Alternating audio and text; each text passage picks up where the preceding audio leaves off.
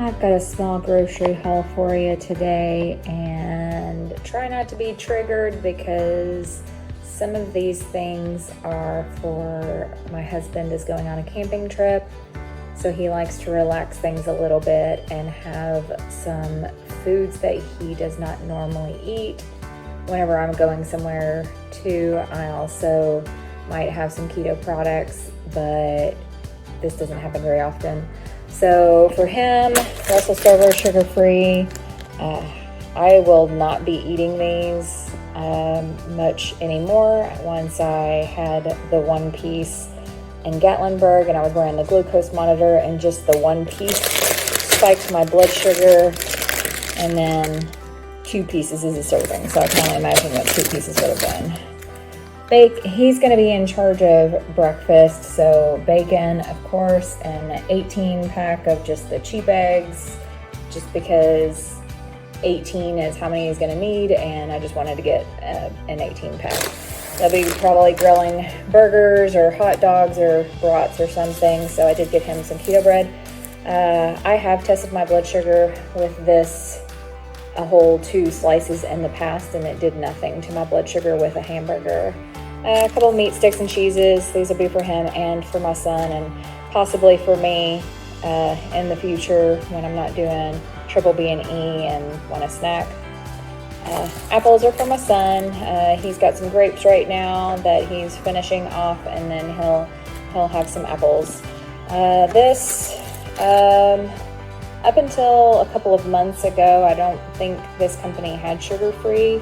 So a huge complaint about this and kind of false advertising was that it was full of sugar. I don't know how many carbs was in one. I looked at the label once and I was just like, nope. But they have come out with the sugar-free that is available in stores now. It is sweetened with allulose and stevia. And that is it. Everything else is just, it looks like amino acids and electrolytes, half a gram of sodium, 380 milligrams of potassium, and I don't see any magnesium. But there's that. So I thought I would just try that. This is the peach flavor. They also have white grape and lemon lime, and those both sound terrible. Flavored pork rinds. These are flavored. They have maltodextrin in them. Is there something else? Colorings, MSG. So again, these are just an occasional thing. And I'm going to be making another thing of yogurt. Our dog's been taking his medicine in Greek yogurt, and my husband also enjoys it as a snack with either some cinnamon or strawberries or something like that, maybe peanut butter powder. So there is my grocery haul for Thursday, the 28th, I think. Okay, I've got a grocery haul here from Sam's Club, Walmart, and Aldi. Heavy whipping cream for soup I'm going to make.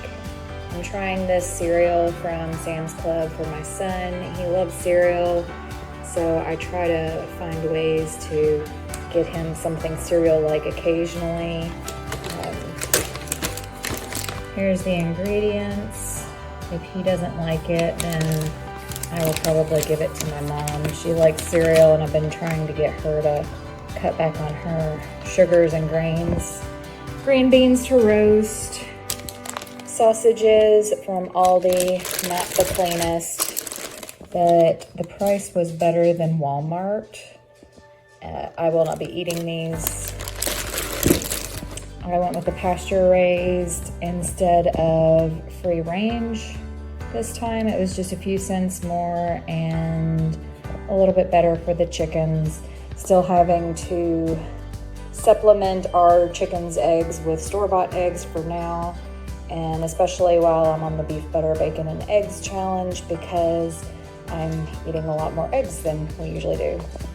These are from Aldi. Again, I won't really be eating these because these are more of a snacky item, and I try to stay away from snacking. They're pretty good. 0 carbs. 0 carbs. Onions are for the soup. Cheddar cheese. Mexican cheese, we just always have on hand, but the cheddar cheese I'll be making with soup.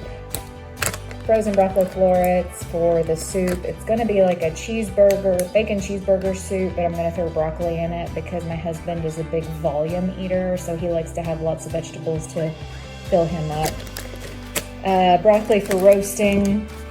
Chicken thighs, just so my family has something other than beef to eat. And then Sam's Club was carrying chicken broth, but now they're carrying beef broth, which is perfect for the bacon, butter, and eggs challenge. I was just having chicken broth if I needed to use it for a recipe, and I wasn't really sweating that it was chicken broth, but this is great. So there's my haul. I will show you everything that I will be making this week if it's something new or different. I just realized I skipped over these when I was going over everything. I get these for my son. He likes to have popsicles and ice cream and things like that. So this is this is what we've settled on. The name brand uses like vegetable juice and stuff for the color dyes. And it does have some sugar alcohols in it. I'm guessing that's the glycerin because I don't see like maltitol or xylitol or erythritol or anything like that in there. So I'm guessing it's the glycerin. And yes, it has maltodextrin. This is just the best I can do on the budget that we have. I know there's cleaner options available, and occasionally my husband might have one too, but 3 grams of total carbs for one, which is what my son usually has. It's not that bad.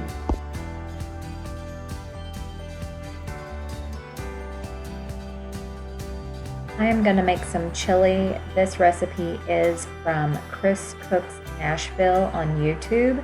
This is his recipe and not mine. So I've got about 3 pounds of ground beef ground and crumbled up in a pan, and I like to go ahead and pour off all the drippings.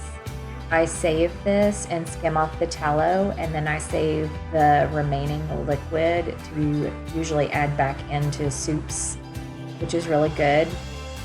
I should also say that I hardly ever follow recipes exactly the way they're made, and I do not give any measurements, so please check out his YouTube channel and recipe for his chili recipe. So once I'm done with that, I'm going to add my ground beef to a pot with some beef broth and taco seasoning, which I use my taco seasoning as chili seasoning, and let that simmer a little bit. We are a chili family. We will eat chili year round, even in 100-degree weather, and we love it, and it's one of the few things that I don't mind eating leftovers on. There's a lot of argument over whether or not chili should have noodles in it or whether it should have beans in it. And I am in the camp of when I was a kid, we would put both, but that wasn't because of taste. It was mostly because we were poor and you added whatever you could to kind of bulk up and make that recipe last for as long as possible. So if I had unlimited amount of chili to eat, then I don't feel like I would need beans or noodles in it. Now, I did not use as many egg yolks as the recipe called for, but what I'm going to do now is slowly temper them with the hot broth until my dish is about half full, and then I'm going to pour that mixture slowly back into the chili while whisking, and that will keep the egg yolks from scrambling if you bring them up to temperature slowly. And I'm gonna let that simmer for a little bit and then give it a taste, and then my chili will be done.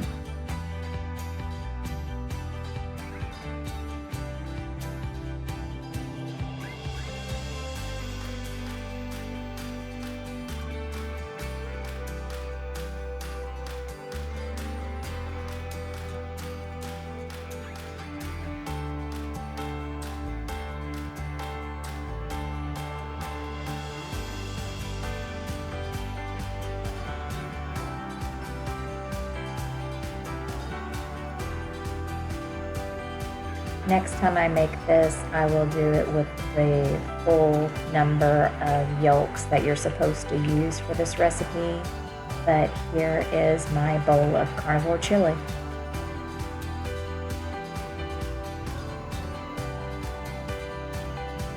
For this soup, I did not use a recipe. It was very easy, just a dump and go, which is my favorite kind of soup recipes.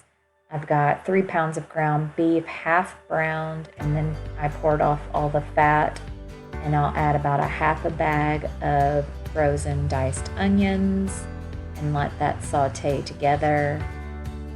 I'll also add some minced garlic and let that cook together until the onion is getting translucent and the garlic is fragrant. And then I will add some beef broth.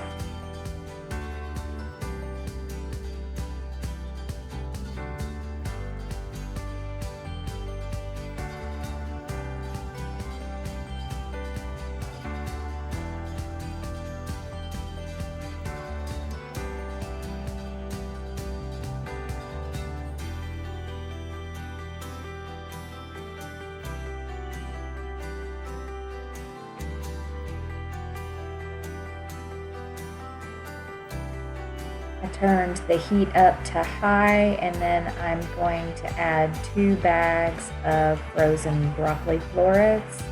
Stir it all to combine and let that simmer until the broccoli is cooked through.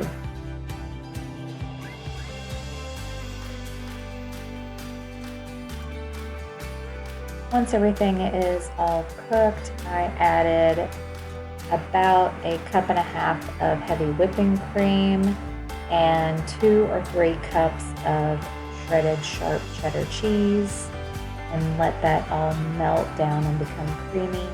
I did add some salt, pepper, garlic powder, and some smoked paprika.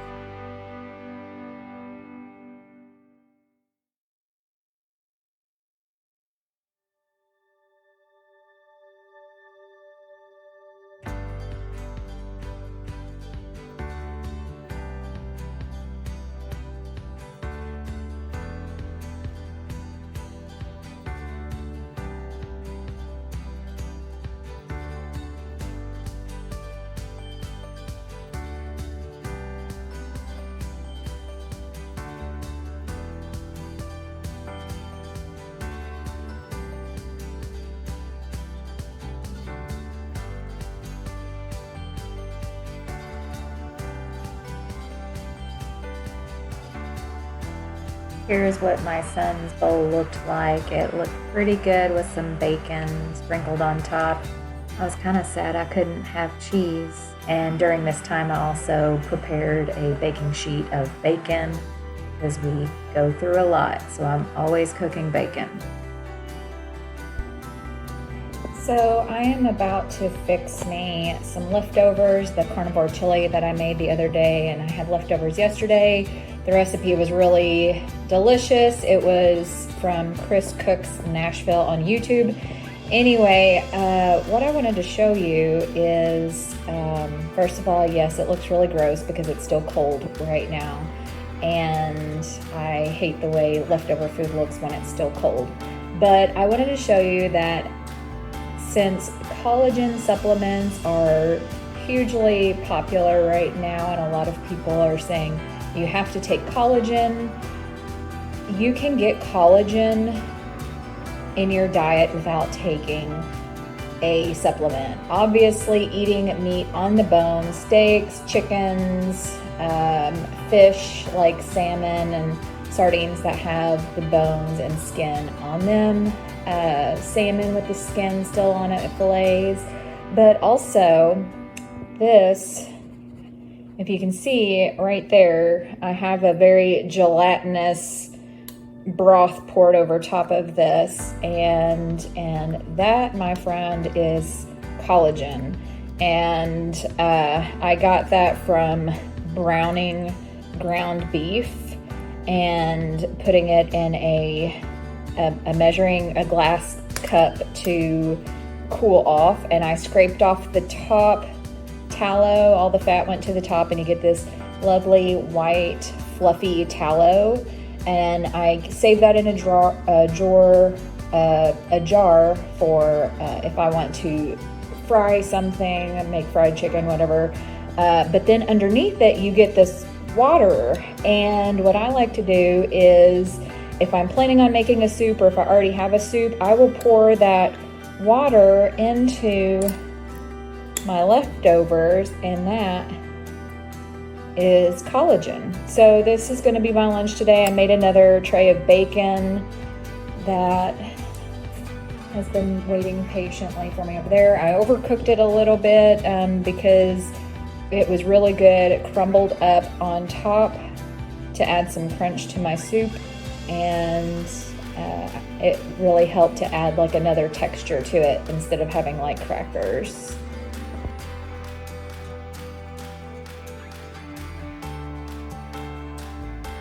Making egg patties is really easy for you to make Eggwiches with, or if you have someone in your house who's not low carb, they can just take an egg patty and put it on their breakfast sandwich. So I've got English muffin silicone molds, and I'll just scramble 1 egg for each little cup. I do spray the silicone mold with some nonstick spray. This is what I usually use, avocado spray. And I'll bake at a low temperature, like 300, until the eggs have solidified.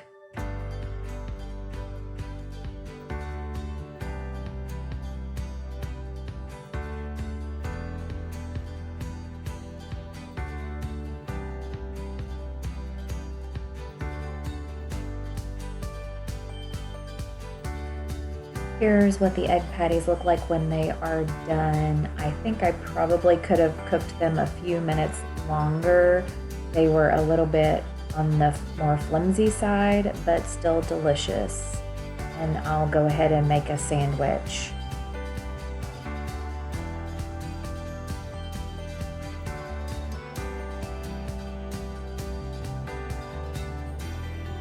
I have a small grocery haul today, and forewarning for anyone out there who does not like plastic, non-stick coating, candy, or products containing wheat.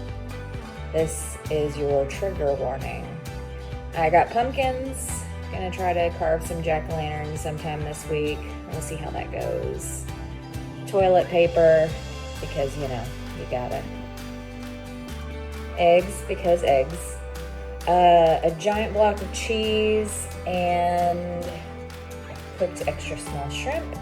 If you know, you know. I'm going to be trying 2 Krazy Ketos, Carnivore macaroni and cheese recipes sometime this week, but I forgot to get heavy whipping cream, so I will have to go back to the store tomorrow. I wasn't going to turn around and go back today. Pepperonis for snacking.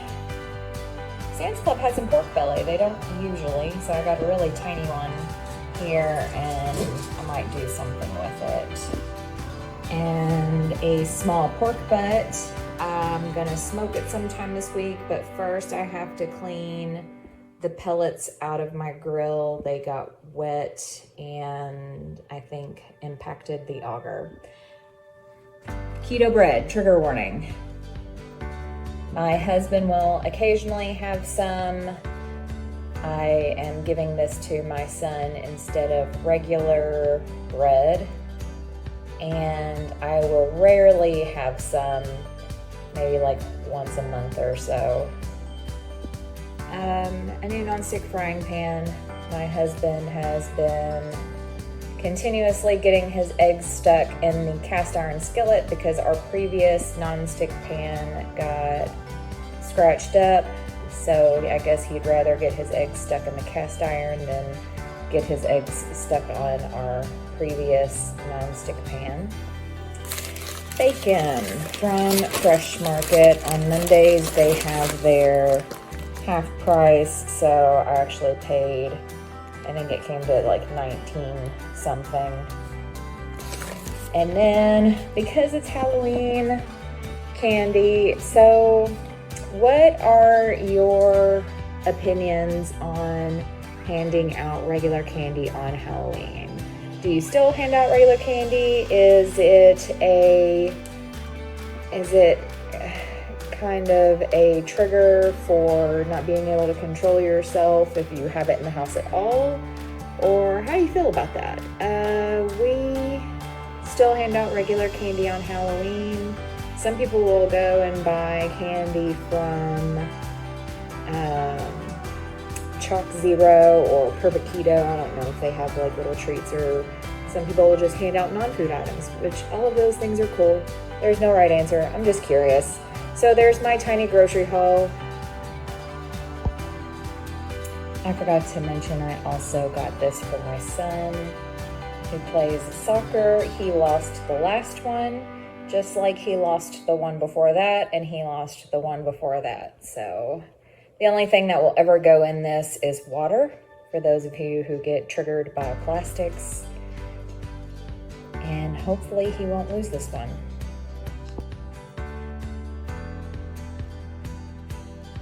For the Carnivore Mac and Cheese, or Mock and Cheese, you're gonna wanna cook lots of bacon. I've got 2 pounds here. For the cheese sauce, I'm going to use heavy whipping cream, butter, and the recipe calls for cream cheese, but I am using Greek yogurt because I didn't have any.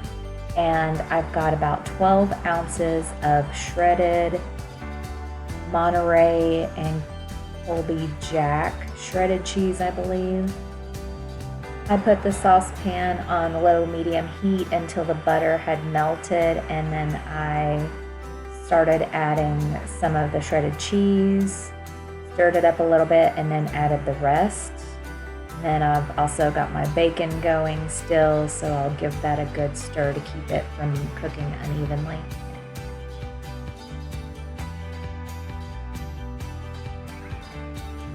Once the bacon was completely crisped up, I just poured it over top of a baking rack so that all of the bacon grease could drain off, and I can use that for something later on, and the bacon can dry and cool off faster.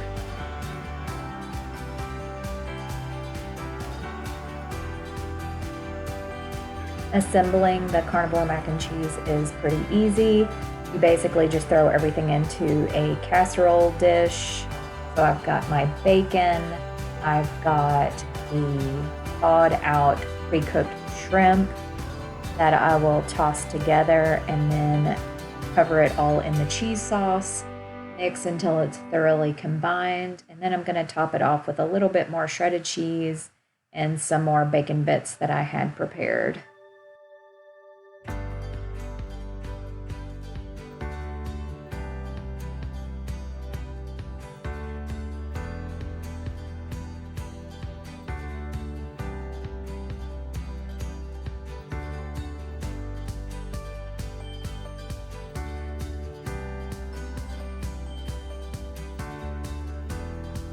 And for a vegetable option for this week, I am doing roasted green beans. I've shown in previous videos how I do my roasted vegetables. I am using only bacon grease instead of a combination of different fat sources. And then I'm using the same brand of seasoning that I use for all of my roasted vegetables, except for I found this I think it was roasted garlic and rosemary flavored seasoning, and it just really simplifies having some tasty vegetable sides for my husband and my son, and it's super easy. I can do several pounds of vegetables at once that'll last for several days or a week.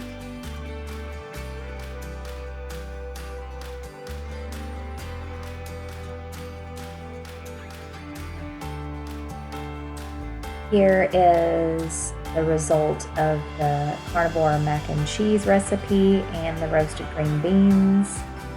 The mac and cheese was very rich and very delicious, and I couldn't help but think of how I could use this recipe in so many different ways.